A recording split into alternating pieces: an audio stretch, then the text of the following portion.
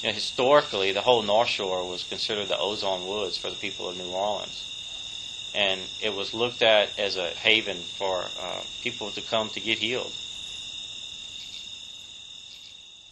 First arrivals to Louisiana would have found a lot of longleaf savanna in the eastern part of the state, basically a grassland with some trees over it. There's a historic range for longleaf that would have been somewhere in the order of 2,000 square miles.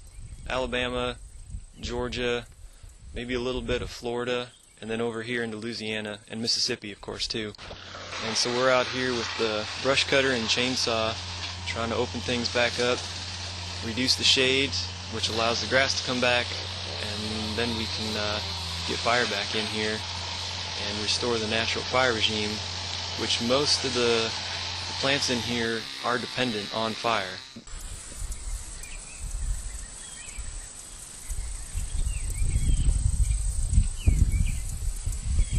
This whole area in St. Tammany Parish historically burned on cycles that were very frequent and of low intensity. Most of those were caused by lightning strikes. Some of those were caused by Native Americans and even some of the early Europeans who came in, who were managing for open timber area for cattle grazing.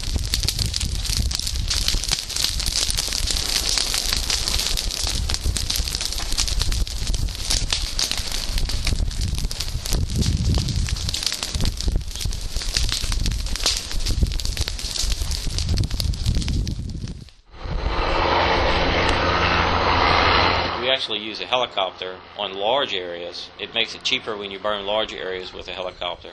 And we have a PLDO machine. It's a sphere dispensing machine. It drops off little balls that look like ping pong balls. And they have potassium permanganate inside. And when we inject glycol in it, it causes a chemical reaction within about 30 seconds. And that ball bursts into flames.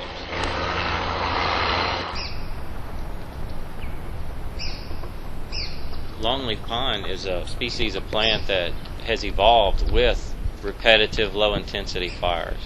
And there's even other wildlife that are associated with evolving with low-intensity, high-repetition fires. It's like the Bachman's warbler, gopher tortoise, or the red-cockaded woodpecker.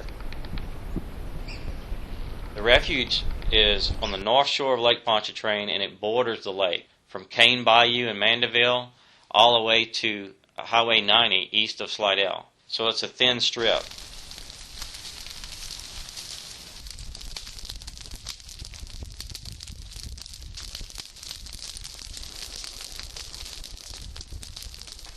It's actually a protection zone for hurricanes.